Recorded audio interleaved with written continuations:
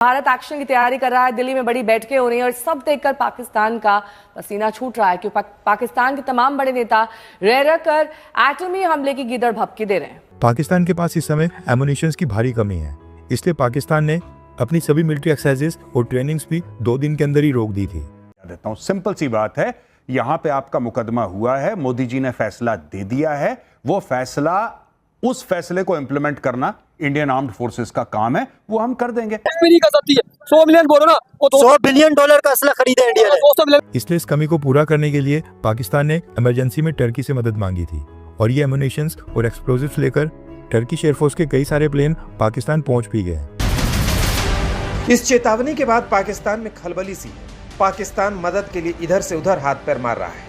आखिर मरता क्या ना करता है। पाकिस्तान रूस चीन से मध्यस्थता का प्रस्ताव दे रहा है। साहब, भारत ने जैसे कि पाकिस्तान ने बड़ा वाजे कर दिया है भारत के ऊपर, गद्दारी की सजा मौत होती है। कितनी भी दूर भाग लो, जमीन कम पड़ जाएगी, राष्ट्रीय राइफल्स तुम्हारा पीछा नहीं छोड़ेगी, वो पूरी तरीके से तुम्हारे पीछे पड़े होती है। मैंने international law as a subject लिया था कानून की डिग्री हासिल करते हुए। भारत ने क्या करा? भारत के पास इतना पैसा है कि ब्लैंक चेक काट के अगर बलोचिस्तान को दे देना, कल आधी दुनिया एक्सेप्ट कर ले कि बलोचिस्तान इज एन यही तो इनको तकलीफ है।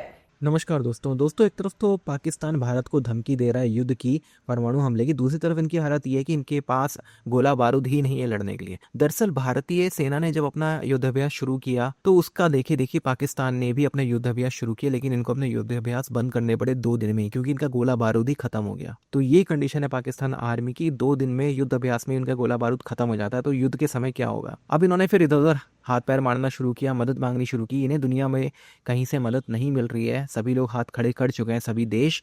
लेकिन तुर्की एक ऐसा देश है जिसने इनकी मदद की है, जिसने कुछ एम्यूनेशन, हथियार, मिसाइल्स वगैरह इनको दिए हैं। और हम जैसे कि जानते हैं कुछ समय पहले पाकिस्तान ने तुर्की से कुछ ड्रोन खरीदे थे, तो उनमें जो मिसाइल्स लगती हैं, जो एम्यूनेशन लगता है, वो भी तुर्की ने इन्हें दिया है। तो कुल मिला के पाकिस्तान की कंडीशन ये है कि लड़ना तो चाहते हैं, लेकिन लड़ने के लिए अब इनके पास गोला बारूद तक नहीं है। आप इस सब के बारे में क्या सोचते हैं? कमेंट बॉक्स में जरूर लिखिएगा। वीडियो अच्छा लगे तो लाइक करें, शेयर करें, चैनल को सब्सक्राइब करना ना भूलें, बेल का आइकन प्रेस कर दें लेटेस्ट नोटिफिकेशन के लिए। आइए आगे बढ़ते हैं इस वीडियो में। 24 एप्लीकेशन का स्क्रीनशॉट है जो वर्ल्ड वाइड एयर ट्रैफिक को ट्रैक करती है और बताती है कि कौन सा प्लेन किस दिशा में जा रहा है और कौन सी एयरपोर्ट से किस एयरपोर्ट के ऊपर जा रहा है। इसी से पता चला है कि पिछले कल टर्की एयरफोर्स का एक military transport cargo plane C-130 Hercules Pakistan के किसी एयरपोर्ट के ऊपर लैंड हुआ है। कई सारी रिपोर्ट्स में क्लेम किया गया है कि टर्की की तरफ से ऐसे 6 मिलिट्री ट्रांसपोर्ट एयरक्राफ्ट पाकिस्तान के अंदर लैंड हुए हैं। दरअसल इंटरनेशनल एयर स्पेस में फ्लाई करते वक्त मिलिट्री ट्रांसपोर्ट एयरक्राफ्ट अपने ADS ब्रॉडकास्ट सिस्टम को ऑन रखते हैं ताकि किसी और प्लेन के साथ टक्कर को अवॉइड किया जाए। स्टेल्थी मिशंस के समय ADS ब्रॉडकास्ट को ऑफ किया जाता है, लेकिन फिर उस समय ऑल्टीट्यूड में चेंजेस किए जाते हैं, जो काफी रिस्की होता है। अभी जो टर्किश एयरफोर्स का C-130 मिलिट्री ट्रांसपोर्ट एयरक्राफ्ट है, ये पाकिस्तान के एयरबेस के ऊपर लैंड हुआ है। रिपोर्ट्स निकल कर आ रही हैं कि टर्किश एयरफोर्स के इस मिलिट्री ट्रांसपोर्ट एयरक्राफ्ट के अंदर टर्की ने पाकिस्तान की मदद के लिए म्यूनिशंस, मिसाइल्स और एमोस लोड करके भेजे हैं। पाकिस्तान के पास इस समय एमुनिशंस की भारी कमी है, इसलिए पाकिस्तान ने अपनी सभी मिलिट्री एक्सरसाइजेस और ट्रेनिंग्स भी 2 दिन के अंदर ही रोक दी थी। इसलिए इस कमी को पूरा करने के लिए पाकिस्तान ने इमरजेंसी में टर्की से मदद मांगी थी और ये एमुनिशंस और एक्सप्लोजिव्स लेकर टर्किश एयरफोर्स के कई सारे प्लेन पाकिस्तान पहुंच भी गए। ये सारे एमुनिशंस पाकिस्तान की सेना पाकिस्तान ऑक्युपाइड कश्मीर में तैनात करने वाली है, जहां पर कॉन्फ्लिक्ट के सबसे ज्यादा चांसेस हैं। गद्दारी की सजा मौत होती है। कितनी भी दूर भाग लो, जमीन कम पड़ जाएगी, राष्ट्रीय राइफल्स तुम्हारा पीछा नहीं छोड़ेगी, वो पूरी तरीके से तुम्हारे पीछे पड़े। उस समय यह मत कहना कि साहब हम हथियार डाल रहे हैं, वी वांट टू सरेंडर। अब कोई दया, माफी, भीख, इन सब का कोई स्कोप नहीं है। The RR is tracking you, your days are numbered। मैं एक और चीज कहना चाहता हूं, और ये मेरा सरकार से एक रिक्वेस्ट है। आप लोग ये कहते हैं कि आतंकवाद का कोई धर्म, कोई मजहब नहीं होता। चलिए मैं मान लेता हूं, आप कहते हैं, मैं आपकी बात मानता हूं।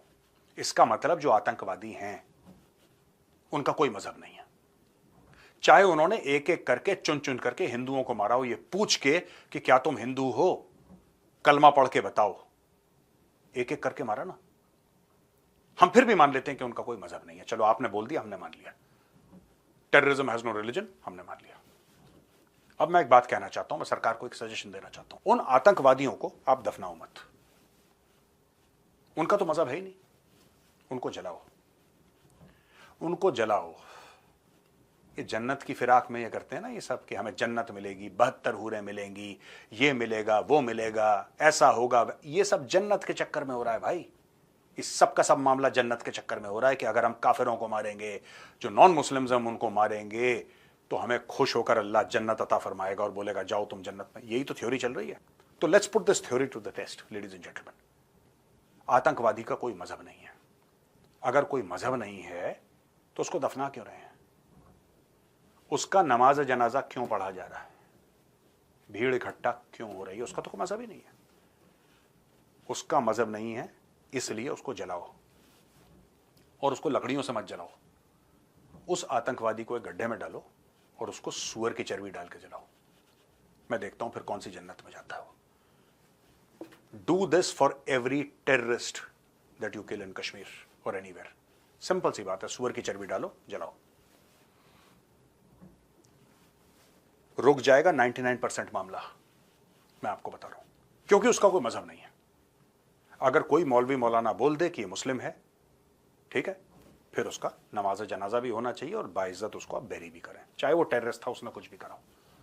लेकिन इसके लिए, इस चीज के लिए, इस फैसिलिटी के लिए, इस लास्ट राइट्स के लिए आपको यह मानना पड़ेगा कि उसका मजहब, अगर आप कहते हैं उसका मजहब नहीं है, आतंकवाद का कोई मजहब नहीं है, तो भी नहीं कर सकती है। 100 मिलियन बोलो ना, वो $100 बिलियन का असला खरीदा इंडिया ने। 200 मिलियन का भी खरीदे ना, ये पाकिस्तान एक साल की बात है। पाकिस्तान का कुछ भी नहीं उखाड़ सकती हो। पाकिस्तान सबसे बड़ी ईमान की दौलत, आपको अभी भी समझा रहा हूं मैं कि ईमान की दौलत से बढ़कर कोई दौलत नहीं है। क्यों?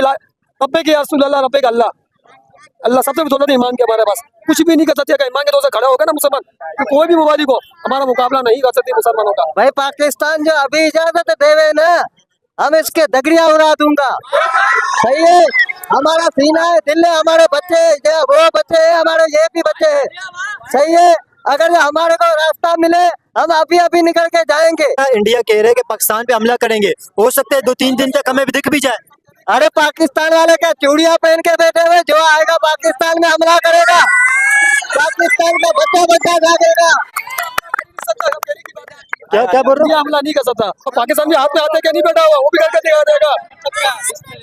पाकिस्तान भी आते क्या, पाकिस्तान का मतलब क्या? बिस्मिल्लाह, कोई इससे नहीं पहुंच सकता। अगर दम है तो आगे दिखा दे, वरना हम करके दिखाएंगे। वो कह रहे हैं जिस तरह 2019 में आए थे अभी भी आएंगे। भारत ने क्या करा? भारत के पास इतना पैसा है कि ब्लैंक चेक काट के अगर बलोचिस्तान को दे देना, कल आधी दुनिया एक्सेप्ट कर ले कि बलोचिस्तान इज एन यही तो इनको तकलीफ है, यही तो इनको तकलीफ है कि कश्मीर बस रहा था, हंस रहा था। और निसार चीमा साहब, ये कश्मीर हंसता बसता पच नहीं रहा था ना पाकिस्तान को।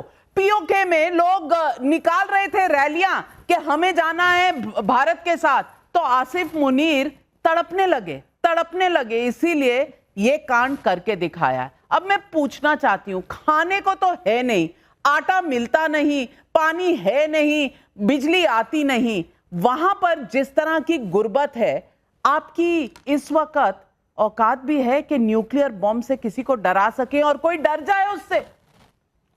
देखिए, बात यह है कि आपके दोनों मेहमान जो हैं हमने उनके झूठ भी मुसलसल सुने, कोई इंटरप्ट नहीं किया। उनकी बदजुबानी भी सुनी, गालियां भी सुनी, इल्जाम तराशियां भी सुनी, हमने कोई इंटरप्ट नहीं किया। अब मेरी बात आराम से सुने।